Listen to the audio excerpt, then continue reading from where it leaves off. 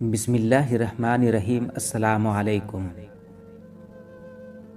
میرے دوستو، حضرت عیسیٰ علیہ السلام کے آسمان پر اٹھا لیے جانے کے بعد عیسائیوں کا حال بے حد خراب اور نہایت ابتر ہو گیا۔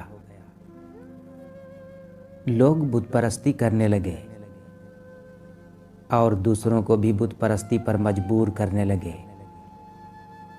خصوصاً ان کا ایک بادشاہ دقیانوس تو اس قدر ظالم تھا کہ جو شخص بت پرستی سے انکار کرتا تھا یہ اس کو قتل کر ڈالتا تھا۔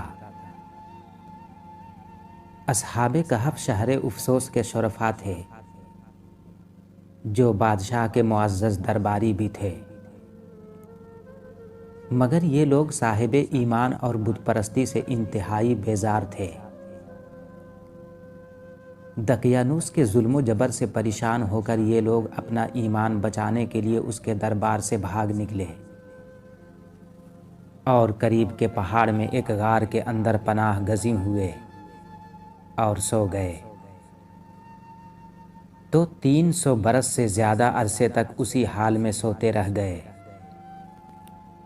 دقیانوس نے جب ان لوگوں کو تلاش کرایا اور اس کو معلوم ہوا کہ یہ لوگ غار کے اندر ہیں تو وہ بے حد ناراض ہوا اور فرتے غیظ و غضب میں یہ حکم دے دیا کہ غار کو ایک سنگین دیوار اٹھا کر بند کر دیا جائے تاکہ یہ لوگ اسی میں رہ کر مر جائیں اور وہی غار ان لوگوں کی قبر بن جائے۔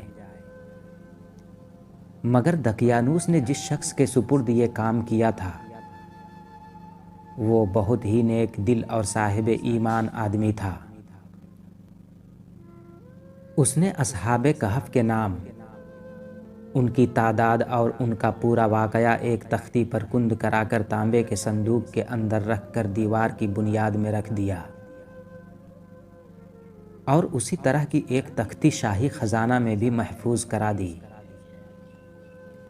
کچھ دنوں کے بعد دقیانوس بادشاہ مر گیا اور سلطنتیں بدلتی رہیں، یہاں تک کہ ایک نیک دل اور انصاف پرور بادشاہ جس کا نام بیدروس تھا تخت نشین ہوا، جس نے 68 سال تک بہت شان و شوکت کے ساتھ حکومت کی۔ اس کے دور میں مذہبی فرقہ بندی شروع ہو گئی اور بعض لوگ مرنے کے بعد اٹھنے اور قیامت کا انکار کرنے لگے۔ قوم کا یہ حال دیکھ کر بادشاہ رنج و غم میں ڈوب گیا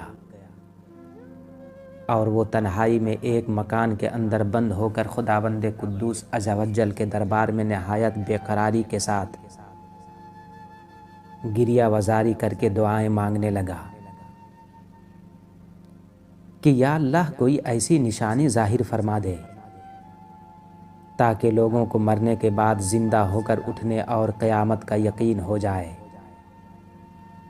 میرے دوستو، بادشاہ کی یہ دعا مقبول ہو گئی اور اچانک بکریوں کے ایک چرواہے نے اپنی بکریوں کو ٹھہرانے کے لیے اسی غار کو منتخب کیا اور دیوار کو گرا دیا۔ میرے دوستو، دیوار گرتے ہی لوگوں پر ایسی ہیبت و دہشت سوار ہو گئی کہ دیوار گرانے والے لرزہ بر اندام ہو کر وہاں سے بھاگ گئے اور اصحاب کہف بحکم الہی اپنی نیند سے بیدار ہو کر اٹھ بیٹھے اور ایک دوسرے سے سلام و کلام میں مشغول ہو گئے اور نماز بھی ادا کر لی۔ جب ان لوگوں کو بھوک لگی تو ان لوگوں نے اپنے ایک ساتھی یملیکھا سے کہا کہ تم بازار جا کر کچھ کھانا لاؤ اور نہایت خاموشی سے یہ بھی معلوم کرو کہ دقیانوس ہم لوگوں کے بارے میں کیا ارادہ رکھتا ہے۔ یملیکھا غار سے نکل کر بازار گئے اور یہ دیکھ کر حیران رہ گئے کہ شہر میں ہر طرف اسلام کا چرچا ہے اور لوگ اعلانیہ حضرت عیسیٰ علیہ السلام کا کلمہ پڑھ رہے ہیں۔ میرے دوستو، یملیکھا یہ منظر دیکھ کر محو حیرت ہو گئے کہ الہی یہ ماجرا کیا ہے۔ اس شہر میں تو ایمان و اسلام کا نام لینا بھی جرم تھا، آج یہ انقلاب کہاں سے اور کیوں کر آ گیا؟ پھر وہ ایک نان بانی کی دکان پر کھانا لینے گئے اور دقیانوسی زمانے کا روپیہ دکاندار کو دیا، جس کا چلنا بند ہو چکا تھا، بلکہ کوئی اس سکہ کا دیکھنے والا بھی باقی نہیں رہ گیا تھا۔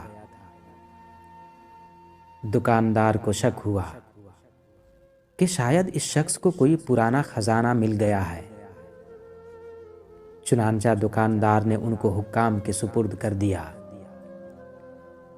اور حکام نے ان سے خزانے کے بارے میں پوچھ گچھ شروع کر دی اور کہا کہ بتاؤ خزانہ کہاں ہے؟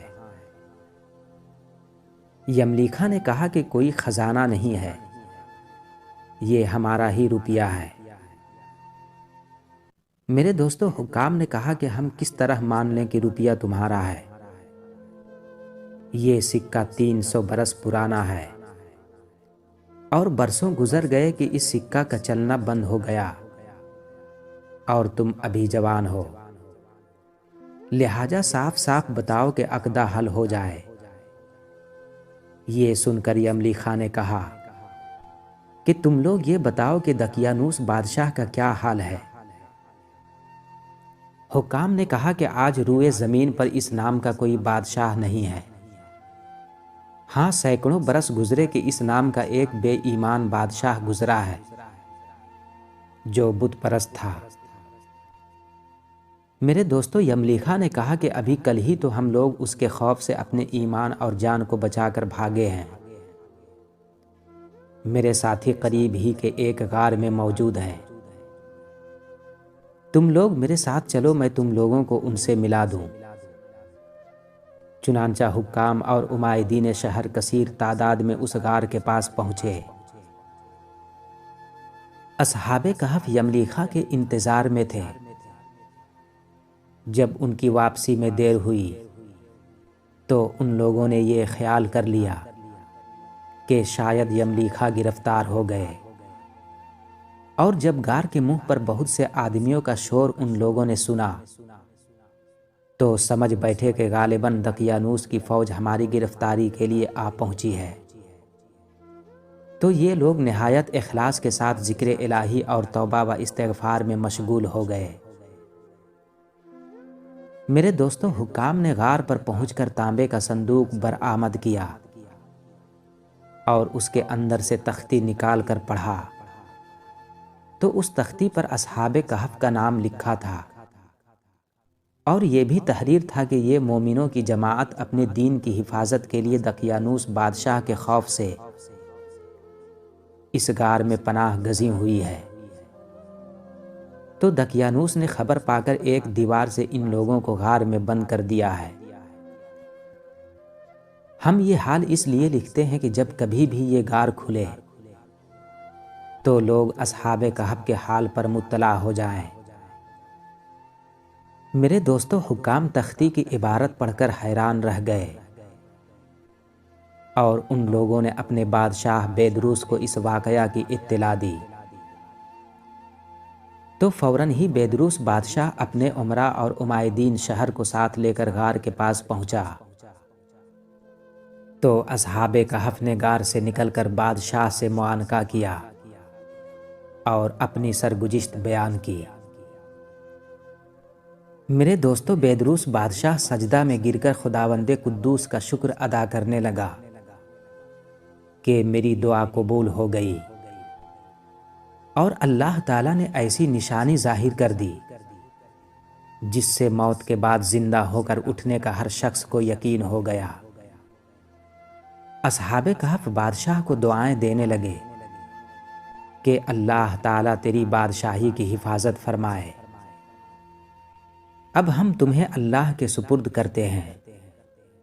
پھر اصحاب کہف نے السلام علیکم کہا اور غار کے اندر چلے گئے اور سو گئے، اور اسی حالت میں اللہ تعالیٰ نے ان لوگوں کو وفات دے دی۔ میرے دوستو، بادشاہ بیدروس نے سال کی لکڑی کا صندوق بنوا کر اصحاب کہف کی مقدس لاشوں کو اس میں رکھوا دیا، اور اللہ تعالیٰ نے اصحاب کہف کا ایسا رعب لوگوں کے دلوں میں پیدا کر دیا کہ کسی کی یہ مجال نہیں کہ غار کے منہ تک جا سکے۔ میرے دوستو، اس طرح اصحاب کہف کی لاشوں کی حفاظت کا اللہ تعالیٰ نے سامان کر دیا۔ پھر بیدروس بادشاہ نے غار کے منہ پر ایک مسجد بنوا دی اور سالانہ ایک دن مقرر کر دیا کہ تمام شہر والے اس دن عید کی طرح زیارت کے لیے آیا کریں۔ میرے دوستو، قرآن مجید میں اللہ تعالیٰ نے اصحاب کہف کا حال بیان فرماتے ہوئے ارشاد فرمایا، ام حسبت ان اصحاب الکہف والرقیم کانوا من آیاتنا عجبا اذ اوی الفتیۃ الی الکہف فقالوا ربنا آتنا من لدنک رحمۃ وہیئ لنا من امرنا رشدا فضربنا علی آذانہم فی الکہف سنین عددا ثم بعثناہم لنعلم ای الحزبین احصی لما لبثوا امدا نحن نقص علیک نبأہم بالحق انہم فتیۃ آمنوا بربہم وزدناہم ہدی۔ کہ کیا تمہیں معلوم ہوا کہ پہاڑ کی کھو اور جنگل کے کنارے والے ہماری ایک عجیب نشانی تھے؟ جب ان جوانوں نے غار میں پناہ لی، پھر بولے، اے ہمارے رب، ہمیں اپنے پاس سے رحمت دے اور ہمارے کام میں ہمارے لیے راہ یابی کے سامان کر۔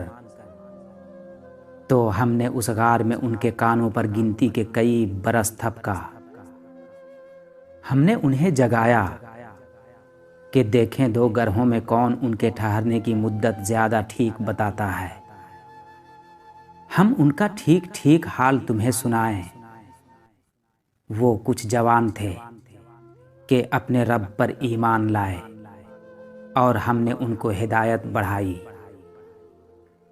میرے دوستو، مرنے کے بعد زندہ ہو کر اٹھنا حق ہے، اور اصحاب کہف کا واقعہ اس کی نشانی اور دلیل ہے جو قرآن مجید میں موجود ہے۔